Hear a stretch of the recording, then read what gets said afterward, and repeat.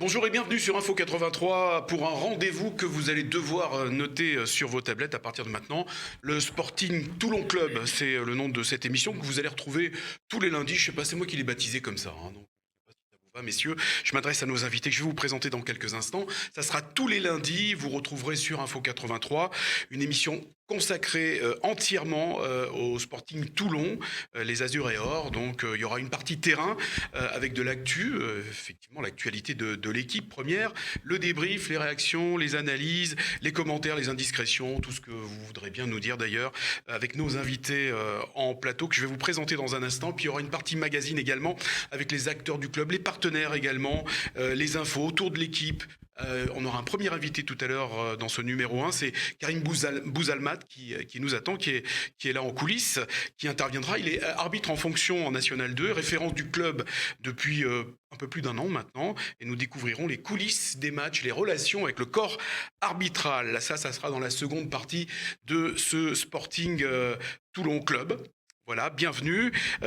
Pour débuter donc ce Sporting Toulon Club, retour sur la 5e journée de National, puisque maintenant le championnat a démarré depuis 5 journées, avec une rencontre importante, ou à tout le moins présentée par Luigi Alfano lors de la conférence de presse d'avant-match comme très importante, avec nos deux invités sur le plateau, le co-entraîneur et coordinateur sportif Karim Masmoudi. Bonjour Karim. Bonjour. Comment allez-vous ? Très bien. J'imagine très bien, oui, effectivement, avec ce succès que nous allons évoquer. Et avec également Yann Constant. Yann Constant, bonjour. Bonjour. Qui est le 3e buteur, donc c'est le milieu offensif du Sporting. 3e buteur de cette rencontre. Exactement. Ça fait quoi de retrouver le chemin des filets ? Ça fait très plaisir. Ça faisait longtemps en plus, là, donc tant mieux. Et du bénéf. Que du bénéf, et on aura l'occasion d'en parler. On va justement regarder quelle était cette rencontre. Donc c'était Toulon contre Saint-Priest. C'était une rencontre importante, je vous l'ai dit tout à l'heure. En tout cas, c'est ce qu'a annoncé l'entraîneur Luigi Alfano lors de la conférence de presse. Importante parce que Toulon était resté donc sur une défaite à Monaco. Je pense qu'il y a eu une prise de conscience après cette défaite à Monaco. On y reviendra dans un instant. On va regarder le résumé du match. C'est une victoire qui est annoncée, et une victoire donc qui a été réalisée par les Toulonnais. On regarde le résumé réalisé par Nance Kossia du Sporting Club de Toulon. Évidemment, assez peu d'ambiance dans ce stade, match à huis clos, comme vous le savez. Le deuxième d'une série de 3 matchs à huis clos qui verra Toulon affronter également l'OM. Ce match a été reprogrammé le mercredi 30 septembre et il sera joué à huis clos également. Et c'est parti dans ce match. Coup d'envoi de cette rencontre vers Nagui. Nagui, il a El Hadji devant lui, il va se servir de son appel pour essayer de progresser. Il est un peu long ce ballon pour Delgado, finalement bien récupéré. Allez, pourquoi pas. Sané, le bon centre, il est bien frappé ce centre. Bamba, dommage, la tête qui est contrée et qui revient sur lui. Ce sera une sortie de but finalement. Allez, première occasion un petit peu dangereuse. Face à Fréjus, déjà 2 défaites pour Toulon, 2 jokers de grillé dans cette course à la montée. Ouais, là Nagui, il y a un gros coup d'épaule. Il y a un gros coup d'épaule, mais ça fait plusieurs fois qu'il subit des fautes, le numéro 12 toulonnais. Il va peut-être y avoir un carton là. Allez, on va espérer que sur ce coup franc, il y ait peut-être un déblocage de la situation. Wasfan tout seul, ouverture du score pour le Sporting Club de Toulon après 23 minutes de jeu. Et c'est Anthony Wasfan qui vient débloquer son compteur but, qui vient débloquer la situation.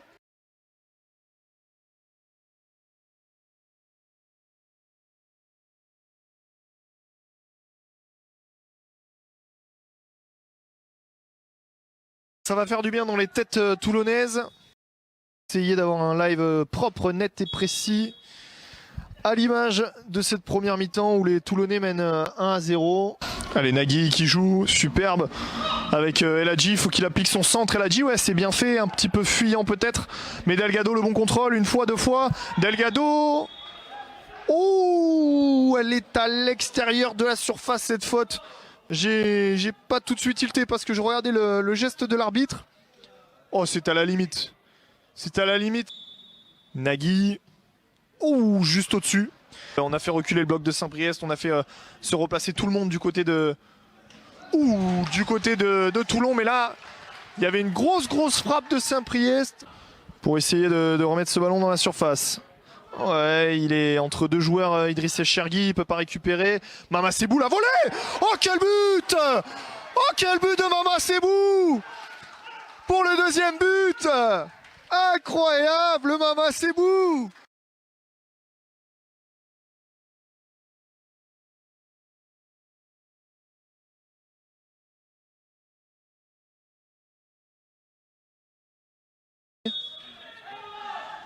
Allez, ça repart et ça va faire du bien d'entendre toutes ces communications entre les joueurs. Et là, il y a un bon ballon justement pour Constant. Et le but!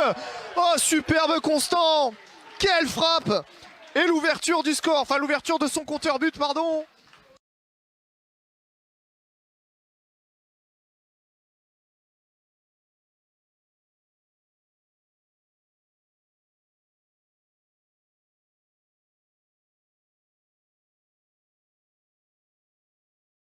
Un coup de pied arrêté bien repris par Wasfan, une frappe venue d'ailleurs de Mama Sebou, et là un contre-express, une belle course et une frappe sèche juste au-dessous de la barre. Allez, on va suivre ce coup franc frappé par Saint-Priest, un gaucher ou un droitier, ce sera le gaucher, ce sera dans le mur, et une deuxième chance peut-être derrière, ce ballon rasant. Oh, on a du mal à ressortir côté toulonnais, il y a probablement aussi un petit peu de fatigue là, mais Bayo, il peut lancer Delgado, il faut le voir, Manuel Delgado, il est tout seul à droite, il faut le servir. Servi dans le bon tempo peut-être, Delgado qui va trop croiser sa frappe. Quel dommage. J'espère que vous avez quand même pu apprécier ce match. Et cette belle victoire du Sporting Club de Toulon qui gagne donc maintenant 3-0 face à l'AS Saint-Priest.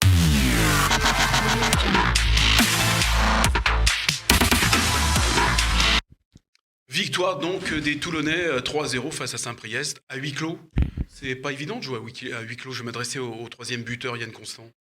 Non, en effet, c'est pas évident. Puis c'est surtout moins attrayant, on va dire. C'est mieux qu'on a les supporters qui nous encouragent, quoi. Au niveau de la dynamique, j'ai vu que ça vous avait rien enlevé de la dynamique, hein, parce que ça joue quand même. Hein. On a vu dans l'extrait, c'est assez représentatif de ce qu'on a vu à Mayol. Enfin, ce qu'on a vu, on n'a pas pu voir puisque c'était à huis clos, et de ce que vous avez vécu à Bon-Rencontre, pardon, j'ai dit Mayol, à Bon-Rencontre samedi soir. C'est-à-dire qu'il y avait beaucoup d'actions. Ouais, il y avait beaucoup d'actions, bien sûr. Bien sûr, bien sûr. Alors ce troisième but, comment vous l'avez vécu, comment vous l'avez amené? Là, vous avez frappé en cloche, vous avez frappé en force, vous avez fait quoi? Ben, déjà, c'est une super passe de Idriss. Il a trouvé le bon décalage, puis j'ai fait le bon appel. Et derrière, je me suis pas posé de questions. Puis j'ai enchaîné sur une frappe forte en pointe, quoi. Vous n'avez pas hésité, vous n'avez Non, pas regardé sur la droite, non? pas de passe. Non, vous avez Moi, dit je c'est voulais pour moi, marquer. celui-là il est pour moi. Exactement. Voilà, Je voulais Yann marquer. Constant, donc auteur du troisième but. Premier but d'Anthony Wasfan, 23e minute. Là, je m'adresse à Karim pendant qu'on regardait les extraits. Karim, vous me disiez, ça fait plaisir parce que ça faisait longtemps et c'est un défenseur qui a marqué. Oui, ça faisait, son dernier but remonté à Tarbes. Donc ça montre son état d'esprit et son envie d'aller marquer. Donc c'est très positif. Ça a été le but de la délivrance. Enfin, ça a fait du bien. Ça a changé complètement l'état d'esprit. Ce but. Mais comme je dis aux joueurs à chaque fois, la CFA c'est des matchs très serrés. Et on l'a vu que souvent les coups de pied arrêtés ont un rôle fondamental. À Monaco, à la 32e minute, on prend un but, des coups de pied arrêtés, et Monaco prend un peu l'ascendant psychologique. Et là, contre Saint-Priest, ça a été un peu le contraire. Dès qu'on a marqué, on s'est senti un peu plus à l'aise pour jouer. Toute la semaine, on avait insisté sur le jeu, le fait de jouer, de se faire plaisir et d'avoir une réaction après une défaite à l'extérieur. On va y revenir justement hein, sur ce qui s'est déroulé avant cette rencontre de la 5e journée. Hein. Je rappelle hein, donc le score 3-0. Votre réaction, bon, bien sûr la satisfaction, j'imagine. Les joueurs vous ont donné satisfaction de la première minute jusqu'à la fin du match, jusqu'au coup de sifflet final. Alors on travaille, hein, on bosse. Il y a beaucoup de choses à corriger, mais comme je dis, ce que j'aime bien, c'est qu'ils sont réceptifs. Voilà. Aujourd'hui, on est dans la réaction. On a perdu contre Monaco. On a dit voilà, il faut réagir et les solutions vont vont se retrouver par le jeu. Donc, la réaction, le message, il passe. Donc, ça, c'est important. Et maintenant, il va falloir passer de la réaction à la confirmation. Maintenant, il va falloir enchaîner, confirmer à Martigues un bon résultat et les autres matchs qui arrivent. Ouais, parce que Monaco, hein, cette défaite à Monaco 2-0, vous avez dit, pas vous, Karim, mais Luigi Alfano avait déclaré que vous aviez perdu bêtement. Donc il y a eu beaucoup de regrets hein, sur ce match. Déjà, pour notre part, on a été un peu. Peut-être qu'on a une part de responsabilité, nous, quand on dit les choses, le staff. Voilà, quand on gagne, c'est les joueurs. Quand on perd, c'est souvent on n'a pas fait les bons choix. Donc je pense que sur ce match-là, on est parti sur un plan de jeu défensif. Voilà, on a peut-être un peu le regret de ne pas être assez ambitieux dans le jeu. C'est ce qu'on a changé contre Saint-Priest, ce qui nous a fait réussir. Mais on découvre aussi. On découvre notre équipe dans la compétition. On découvre nos joueurs aussi. Parce qu'il y a eu des arrivées. Il faut que la mayonnaise prenne, comme on dit, et puis ça va le faire. Alors, avec toute la mesure qui s'impose, on dit qu'à chaque chose malheur est bon. Finalement, ce match, cette défaite contre Monaco, et on va aussi parler de la victoire, hein, bien sûr. Donc, elle vous a permis de vous dire les 4 vérités. C'est ce que Luigi Alfano a déclaré lors de la conférence. Alors, je le cite parce qu'il a fait la conférence de presse mercredi. Donc, ces 4 vérités, c'était donc la semaine dernière, avant cette réception de Saint-Priest. Qu'est-ce qui s'est dit ? Alors, je m'adresse aussi bien à Karim, et après, je m'adresserai à Yann Constant, qui est présent, je suppose. Ben nous, on a joué contre un centre de formation, on a joué contre des jeunes joueurs. Et dans l'état d'esprit, dans l'envie, dans l'agressivité, dans le jeu, on n'a pas été assez performant à Monaco. Et c'est ce qui a fait la différence contre Saint-Priest. On a vu une équipe de Toulon un peu plus entreprenante, que ce soit défensivement ou offensivement aussi. Voilà. Alors, vous avez donné la parole aux joueurs aussi, ils ont eu l'occasion de s'exprimer. Yann Constant, vous avez pris la parole juste après cette défaite à Monaco. Moi, personnellement, j'ai été blessé, c'est-à-dire que j'ai pas pu assister à ce match, malheureusement. Mais j'ai vu que tout le monde était très touché par cette défaite. Aussi bien physiquement, même moralement. Parce que les gens, ils étaient un peu... On va dire, ils avaient envie de faire quelque chose. Ils avaient envie de se rattraper, toute l'équipe. Et moi, ça m'a même donné de la force aussi pour revenir et faire le meilleur match contre Saint-Priest. Motivation, rigueur, concentration également, c'est ce qu'ont dit les joueurs. Et surtout du plaisir. Vous avez pris du plaisir, hein, je crois. En effet. Et ça se voit. Même sur le banc, j'ai pris du plaisir. Et ensuite, donc, avec ces 3 buts, effectivement, je pense qu'aujourd'hui, l'état d'esprit, il est comment chez les joueurs ? Il a toujours été bon, l'état d'esprit. Depuis le début, le groupe, il est sain, il a toujours été bon. Et franchement, de plus en plus, je pense que ça va le faire, comme Karim l'a dit, ça va le faire. Travail, rigueur, et la mayonnaise, et hop là. Voilà, donc bon état d'esprit cette semaine, je suppose. L'entraînement, oui, Karim. Il y a une chose à prendre en compte, c'est qu'on est sur une descente l'an dernier. Donc, l'atmosphère autour du club, beaucoup de personnes ont employé un terme assez fort, ont été un peu traumatisées de cette saison et on est en pleine reconstruction. Ça prend du temps, mais voilà, ce qu'il faut comprendre, c'est qu'on essaye, par le travail, de recréer quelque chose, de rendre dynamique cette équipe. Quand je dis cette équipe, c'est le club, c'est les joueurs, c'est tout ce qui entoure l'équipe. Et ça, c'est pas évident. Voilà pourquoi aujourd'hui, c'est un peu plus difficile que les années précédentes. Voilà. Mais on est là, on a accepté le challenge. Et moi, j'y crois car les joueurs sincèrement, sont déterminés. Ils ont envie de bien faire. Après, c'est les résultats qui dictent la dynamique. Et nous, on va essayer de ramener ces supporters vers nous et ce public vers nous. Effectivement, puisque de toute façon, il reste encore un match à huis clos. Hein, ça sera C'est pas évident aussi, voilà, c'est pas évident de regarder son équipe par écran, hein. Et quand vous regardez des matchs de N2 à la télé, c'est vrai que c'est c'est- c'est moins plaisant que si on est dans le stade, quoi. On n'a pas les mêmes sensations, on n'a pas le même ressenti de l'équipe, ce qu'elle dégage. Voilà, peut-être que la vision que l'équipe dégage au stade, elle est différente que quand je suis dans mon canapé ou sur l'écran. Karim, tout à l'heure, vous disiez il y a des choses à corriger.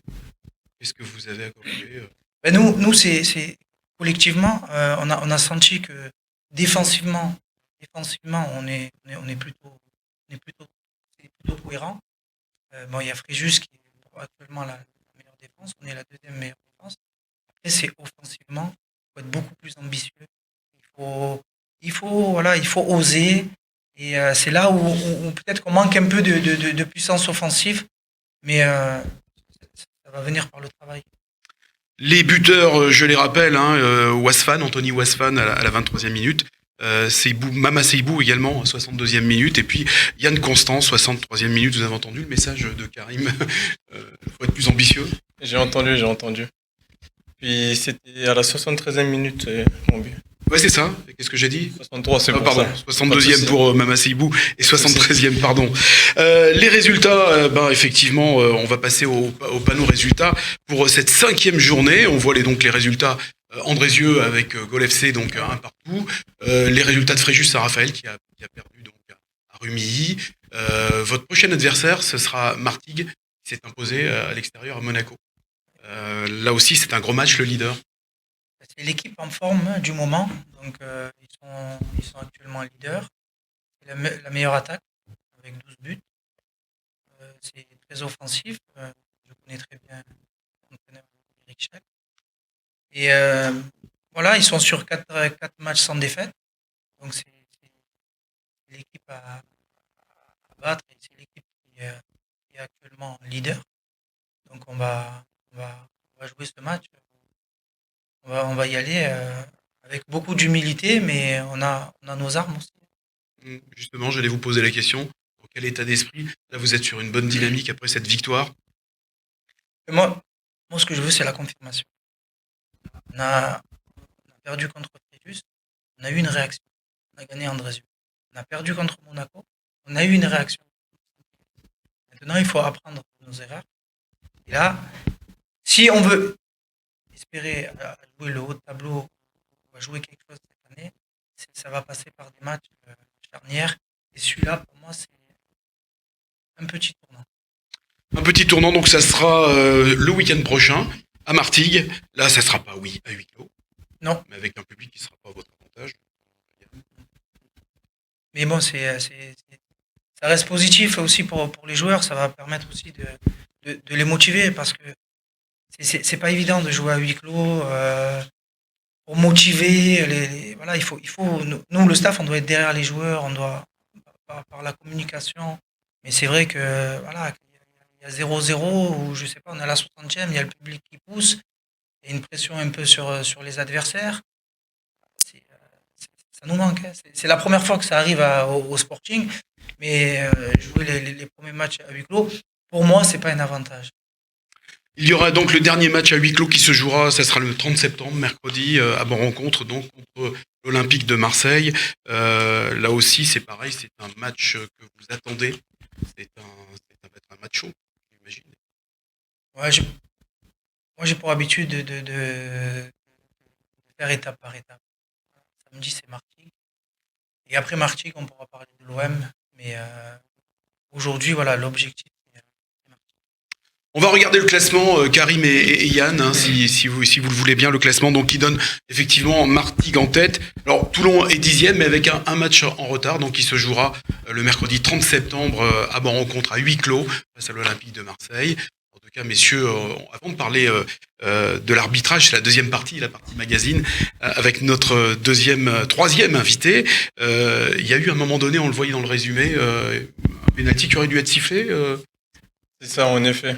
Assez voyant d'ailleurs, mais l'arbitre on a décidé autrement. Du coup, il a sifflé une faute. Mais il y avait bien et bel penalty. Très bien, merci Yann Constant, bravo pour votre but. Karim, merci également. Hein, Merci à vous. et puis je sais pas ce qu'on peut vous dire pour samedi. Faites le mieux possible. On va accueillir notre troisième invité, merci messieurs. On va parler maintenant du corps arbitral, justement la transition était toute trouvée avec notre invité suivant qui est un monsieur qui est important au sein du club du Sporting de Toulon. Il s'agit de Karim Bouzalmat. Bonjour Karim. Bonjour. Bienvenue sur Info 83. Alors quel est votre rôle? Vous allez nous le préciser à l'attention de tous ceux qui nous regardent. Pas forcément d'ailleurs que des supporters du Sporting. Hein. Il y a des spectateurs ou des internautes qui découvrent également le football. En tout cas, on compte sur vous pour leur donner envie d'aimer le Sporting. Moi, je coordonne l'arbitrage au sein du club. Donc, ma mission principale, c'est de recruter de nouveaux arbitres, les fidéliser et puis promouvoir cette fonction au sein du club qui est parfois méconnue. Et Alors vous êtes vous-même arbitre. Hein. je suis moi-même arbitre en fonction et j'officie sur des matchs de National 2, National 3. Alors on a parlé tout à l'heure d'une erreur d'arbitrage. Je pense que vous étiez à ma rencontre samedi. C'est une erreur ou pas? J'appelle pas ça une erreur, c'est un jugement de l'arbitre. Il faut savoir aussi l'accepter, ça fait partie du jeu. Comme les joueurs peuvent faire des mauvais choix, l'arbitre a fait un choix qu'il faut accepter. Des fois, c'est pas facile. Vous êtes d'accord Karim avec ce que dit Karim? Je suis d'accord. Après, la décision, on l'a acceptée. C'est penalty, c'est penalty. Hein. Alors comment ça se passe justement Karim quand il y a des décisions comme ça sur le Alors, terrain parce que On peut, nous, à notre niveau, en N2, on peut rien faire. On est obligé d'accepter. Et maintenant, en Ligue 1, en Ligue 2, il y a la VAR. Mais nous, on ne peut pas faire autrement que d'accepter. Bon, on peut le signifier à l'arbitre ou au délégué.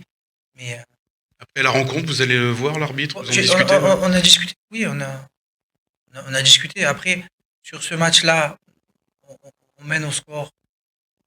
Elle n'a pas trop d'incidence, Mhm. sa décision, ouais. mais elle peut être à 0-0. Cette décision, elle peut être déterminante. Hein. Déterminante. Parfait, merci Karim. Alors Karim Bouzalmat, vous êtes arbitre, on l'a dit. Le rôle que vous avez très exactement, donc vous occupez, vous prenez en charge complètement l'arbitre. Complètement, ouais, dès la désignation, une dizaine de jours avant les matchs, je communique le nom des officiels au club déjà, premièrement, et puis je prends contact avec l'arbitre central lui-même pour savoir s'il a besoin d'une réservation d'hôtel, connaître un peu son mode de déplacement, parce que souvent ils viennent d'autres régions, ils font 400, 500 km, ils arrivent seuls ici, et il se peut qu'ils aient besoin d'un accompagnement.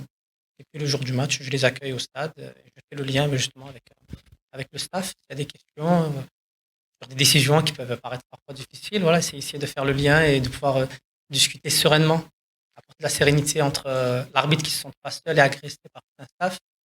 Mais quand je dis agressé, C'est déjà arrivé C'est ça, l'impression. Karim? Ces situations-là? des fins de match compliquées, ça peut arriver. On met la pression sur l'arbitre même avant le match? Non, Jamais? non, ça j'accepte. Vous veillez au grain, c'est ça? C'est votre rôle? C'est mon rôle, si. Voilà. On n'est pas dans cette Dans cet philosophie état d'esprit-là? Non, au contraire. Au D'accord. contraire. Et après les rencontres, donc là aussi c'est pareil? Après la rencontre, une fois que la douche a été prise, voilà, les tensions redescendent et puis on peut discuter beaucoup plus sereinement. Pendant le match, il y a une pression qui est palpable, qu'on ressent et quand le corps arbitral le sait, hein, savent très bien que les coachs ils ont besoin de résultats, il y a besoin de victoire, les matchs ne sont pas faciles. Donc pendant le match, on entend et souvent ce qu'on demande, c'est on discute après la douche et souvent le climat est plus sain. Et c'est important d'avoir ce type de fonction. C'est important d'avoir ce type de fonction, la vôtre, dans un club. Si je l'ai choisi, c'est que je pense que oui. Et Pour le club aussi, c'est un. Forcément, c'est un plus. C'est un plus. Je pense que c'est un plus. Oui. Alors, des arbitres rotors, je pense qu'il y en a. Est-ce que les arbitres sont à l'écoute de ce que vous leur proposez lorsque vous les prenez en charge, ou bien ils restent assez indépendants? C'est apprécié. Ce que le club fait pour les arbitres est apprécié. En tout cas, on a un retour vachement positif là-dessus. Pour moi, voilà, il faut continuer dans cette voie-là, dans ce sens. Donc d'accompagner cet arbitrage qui est souvent décrié par les supporters, parce que c'est souvent avec les supporters finalement que ça se passe plutôt mal. la gestion des supporters, Elle est compliquée. on n'a pas la main dessus. Voilà. Chacun a son propre avis sur l'arbitrage. D'accord. Et très peu de personnes ont déjà pris un sifflet et se sont retrouvées au milieu de 22 joueurs. Et vous, arbitre, vous l'exercez depuis combien de temps? J'ai commencé l'arbitrage en 2003, En 2003, hein, c'est ça, ouais. ça va faire 18 ans bientôt. Ouais. Qu'est-ce qui vous a poussé à exercer cette profession? J'étais joueur et j'ai commencé, ça m'a attiré. Puis C'est quoi? C'est faire respecter les règles? C'est ce qui vous a motivé, ce qui vous a animé ou... respecter les règles, non, parce que c'est pas, ça fait partie du bagage, mais c'est vraiment être au cœur du jeu. Et c'est un apprentissage quand même pour un jeune homme d'être au milieu, de pouvoir gérer des personnes qui ont peut-être des fois le double de notre âge. Ouais, c'est enrichissant, très enrichissant. Quand vous étiez joueur, vous étiez comment avec les arbitres? Vous étiez respectueux? Bien sûr, toujours respectueux, les joueurs, Non, j'étais mais un râleur. un peu sanguin. Râleur, ouais, j'étais un râleur. Comment? J'étais un râleur, effectivement. D'accord. Mais sanguin, non. Ce qui vous permet aujourd'hui de mieux, lorsque vous êtes sur un terrain, de mieux appréhender quand vous avez des râleurs en face de vous? Ça m'a aidé, le fait d'être dans le milieu du foot. Oui, moi, En tant c'est qu'arbitre? un peu ça. C'est une question que j'ai envie de vous poser, c'est quel a été le moment le plus douloureux pour vous douloureux, pas physiquement, pas forcément, en tout cas j'espère pas, sur le terrain? Vous avez des exemples de décisions que vous avez prises, que vous avez regrettées, ou de moments très difficiles que vous avez vécus? Effectivement, on est tous passé par là. C'est pour ça que je repense aux jeunes de ce week-end qui, de l'extérieur, la décision paraît facile, mais sur le terrain, je ne connais pas d'arbitre qui ne s'est jamais trompé. Et au plus haut niveau, les meilleurs du monde. Oui, parce que ça va très vite finalement, c'est on de a l'appréciation. beaucoup de décisions à prendre sur un match, et les décisions qu'un arbitre prend, il les prend en 1-2 secondes maximum. Et tout le long du match, c'est comme ça. Et parfois, ce qui peut être clair pour une personne, en fonction du positionnement, de la vision que l'arbitre a, du moment de lucidité aussi, il peut passer à côté. Les rapports que vous avez donc avec les arbitres sont, je pense, cordiaux. Est-ce que, par exemple, vous avez des joueurs qui vous demandent d'intervenir auprès de l'arbitre avant une rencontre pour qu'il soit sympa avec vous, ou pas du tout, non? Est-ce que c'est arrivé, ça? Non, pas dans ce sens. Karim voulait intervenir? Non. Non, on les met en garde. Ça, Voilà. Moi, mon rôle aussi, c'est de faire un peu de prévention. Je suis dans Non, les mais ça tribunes. reste de l'humain, de toute façon. oui, non. On peut, souvent, on a souvent une discussion de fin de match pour faire un compte rendu un peu du match, quel que soit le résultat et quelle que soit l'issue du match. Mais après, ça reste du football. Je sais plus si on a passé le calendrier du week-end prochain. On l'a passé. Bon, c'est parfait. Donc, prochain match pour le Sporting, ça sera donc samedi à Martigues, face donc au leader du classement. Karim, merci beaucoup. Voilà, bonne continuation dans votre métier, et merci pour votre rôle dans le club. Karim, merci aussi. Voilà. Les rendez-vous pour le Sporting, donc ça sera, alors oui, notez-le, c'est le report du match. Bon, ça tout le monde le sait maintenant, mercredi 30 septembre à 20h, Toulon, Marseille, mais ce sera à huis clos. Il y a un stage élite également qui est proposé pour les vacances de la Toussaint du 26 au 29 octobre, catégorie U10 et U13G, donc pour des jeunes nés entre 2008 et 2011, et les préinscriptions sont à faire au club du Sporting Toulon. Voilà, merci pour nous avoir suivis. On se retrouve donc lundi prochain. Ah oui, j'avais effectivement, et vous l'avez vu certainement sur vos écrans, parce que nous allons le recevoir, je pense, on me le confirme, ça sera donc le prochain rendez-vous lundi prochain sur Info 83. C'est Luigi Alfano qui a sorti, voilà, vous voyez la planche, qui a sorti un livre. Alors, depuis 40 ans, Luigi Alfano, Toulon, foot et Castagne. Ça promet, c'est inséparable. Il nous en dira plus. Ça sera notre invité lundi prochain. Donc dans cette émission, ce rendez-vous que nous fixons maintenant tous les lundis sur Info 83. Merci au Sporting. Bon match samedi prochain. Et merci de nous avoir suivis sur Info 83.